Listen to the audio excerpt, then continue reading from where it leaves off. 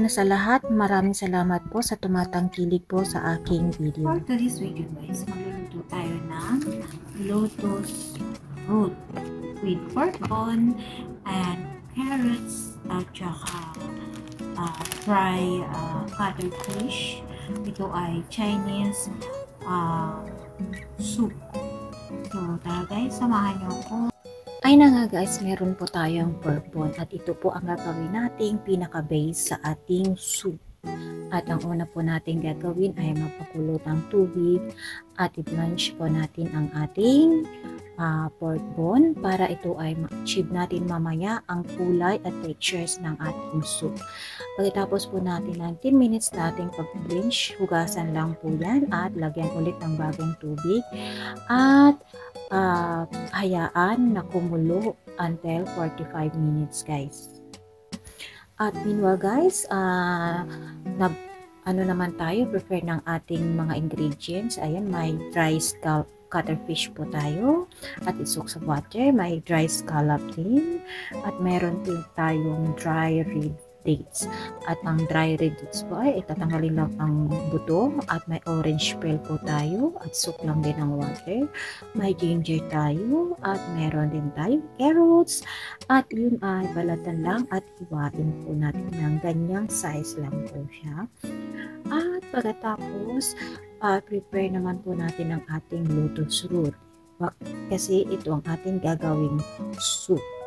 Ayan, at itabi lang po natin ang ating mga ingredients while po tayo ay nagpapakulo ng ating pork bone.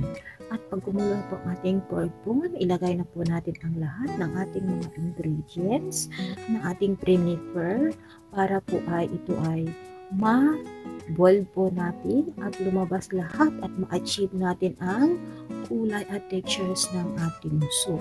Meanwhile, lagyan po natin ng asin at ilagay na po natin ang ating lotus root at saka carrots. At takpan lang po natin at hayaan natin kumulo na naman ito hanggang sa ma-achieve natin ang kulay na ganyan guys. So hindi pa natin tapos yan at nasa kalahati pa lang po tayo sa ating pagpapakulo ng ating soup. So ayan na guys, almost done na po tayo at ayan na nga, lagyan po natin ng white pepper powder at saka seasoning at haluin po natin at meanwhile guys, ayan, almost done na guys. Ang ganda na ng pictures at na-achieve na natin ang kulay ng ating soup at ang lasa. At ayan na guys, mag-prepare na rin po tayo para sa ating hapunan. Ito ay napakasarap talaga guys at kinakain ko talaga yung lotus roots na yan at napakasarap po pares ng rice at napaparami na naman tayo nito sa kainan at lagyan po natin ng on top na parsley para po ay mas masarap. Ayan, thank you for watching po.